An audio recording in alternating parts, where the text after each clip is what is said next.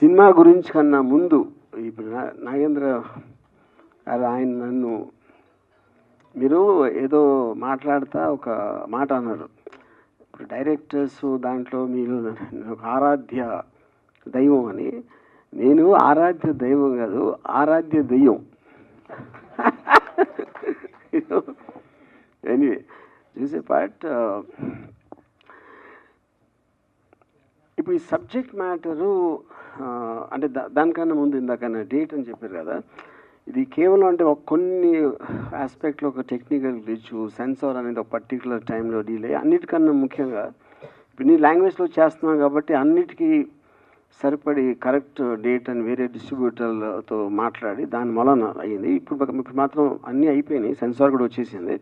It's going to release on April 4th. So ఇప్పుడు కథ దానికి వస్తే నేను చాలాసార్లు ఇప్పుడు సోషల్ మీడియాలో మనకి మామూలుగా మన ఇద్దరు వ్యక్తులు కొంచెం దగ్గర అవ్వాలంటే టైం పడుతుంది. ఎప్పుడైనా చేసి అది మనం ఒక నమ్మటానికి కానీ దానికి కానీ వాట్సాప్ ఇలాంటి దాంట్లో చాటింగ్లు మొదలెట్టినప్పుడు సోషల్ మీడియాలో తెలియకుండా చాలా ఫాస్ట్గా దగ్గర అయిపోతారు. ఎందుకంటే కమ్స్ అంటే కట్ వస్తుంది కనుక ఒక థాట్ ఇంకా మనకి మనిషి కనిపించినప్పుడు మన గురించి మనం చాలా రహస్యాలు బయట పెట్టేస్తాం, తొందరగా నమ్మేస్తాం. అలాంటి ఆటలుగా వచ్చిన నెగిటివ్ ఎఫెక్ట్స్ మనం చాలాసార్లు మనకి న్యూస్లో వస్తూ ఉంటాయి.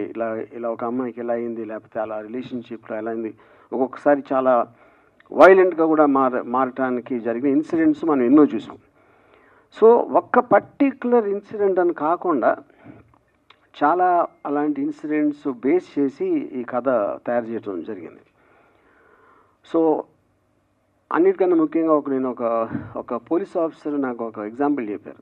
మీరు రోడ్డు మీద నడుస్తూ ఉంటే మీరు వెళ్తూ ఉంటారు, మీ పని మీద చూసుకుంటూ వేరే నడుస్తూ ఉంటారు. కానీ ఎప్పుడు గవుక్కుని ఒకరిని పట్టుకుని హలో అనేసి కాఫీ తాగుదాం రా అని చెప్పేసి కూర్చుని అంత ఫాస్ట్గా రిలేషన్షిప్ అనేది వెళ్ళదు. అప్పుడు అలాంటిది మన నిజం లైఫ్లో అలా చేసినప్పుడు మనం సోషల్ మీడియాలో ఎందుకు అంత ఫాస్ట్గా వెళ్తాం, అక్కడ వస్తుంది డేంజర్ అంతా అనేది. అది కొంచెం హైలైట్ చేస్తుంది ఈ సినిమా దాంట్లో. సో ఇప్పుడు కథ అనేది మూల కథ నేను రాశాను, బట్ ఫిల్మ్ డైరెక్టర్ చేసింది మాత్రం కమల్ గిరికృష్ణ కమల్ నా దగ్గర చాలా ఇయర్స్ చేశాడు, both as an editor and as an associate. And ఆనెస్ట్గా ఐ మీన్ అంటే ఇప్పుడు నాకు రాసినప్పుడు నేను కూడా ఫిల్మ్ మేకర్ కాబట్టి నాకు ఒక విజువల్ ఉంటుంది మైండ్లో, ఇలా ఉండొచ్చు ఈ సీను, లేకపోతే ఇలాంటి మూమెంట్స్ ఉండొచ్చు అని రఫ్గా నా మైండ్లో వెళ్ళే విజువల్ ఏదైతే ఉందో నేను అనుకున్న దానికన్నా చాలా రేట్లు బాగా తీసాడు. Thank you Kamal. Yeah. And తర్వాత ఆబ్వియస్లీ ఇప్పుడు కాస్టింగ్ అనేది main roles Satya and Aradhya. As both the ఈ అమ్మాయిని స్టాక్ చేసి అబ్సెషన్ తోటి వెళ్ళాడు సత్య. అఫ్ కోర్స్ అమ్మాయి ఇట్ ఈస్ ఆబ్వియస్. సో తను ఫస్ట్ టైము ఈ అమ్మాయిని ఒక సారీలో చూస్తాడు. నేను కూడా ఆరాధ్య అని ఫస్ట్ టైం ఒక రీల్లో సారీలో చూశాను.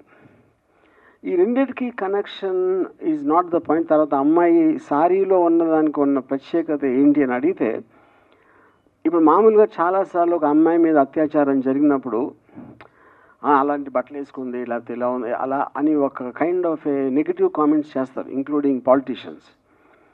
సో అప్పుడు చీరలో ఉన్నా కూడా అలాగే చేస్తున్నారు అంటే ద పాయింట్ ఏంటంటే అది మైండ్ సెట్. కానీ ఆ అమ్మాయి వేసుకున్న బట్టలు అనేది క్వశ్చన్ కాదు అనేది ఎంఫసైజ్ చేయడానికి సారీ అనే టైటిల్ పెట్టాం. యా. తర్వాత కమింగ్ టు ద యాక్టర్స్, ఇప్పుడు ఆరాధ్య ఇందాక చెప్పినట్టు నేను రీల్లో చూశాను, కానీ అసలు అబ్సల్యూట్గా కెమెరాకి ఫస్ట్ టైం ఫేసింగ్ చేసిన తను చేసిన పర్ఫార్మెన్స్ ఎక్స్ట్రాడినరీగా అనిపించింది అందరికీ, నాకే కాదు ఎంతవరకు సినిమా చూసిన వాళ్ళకి. ఇప్పుడు సత్య అంటే ట్రైన్డ్ యాక్టర్, తను ఢిల్లీ నుంచి. తను ఒక ఆడిషన్ ఒక వీడియో పంపిస్తే దాని నుంచి ఈ పర్టికులర్ రోల్కి చాలా కరెక్ట్ అని కమల్ నేను డిసైడ్ చేసాం.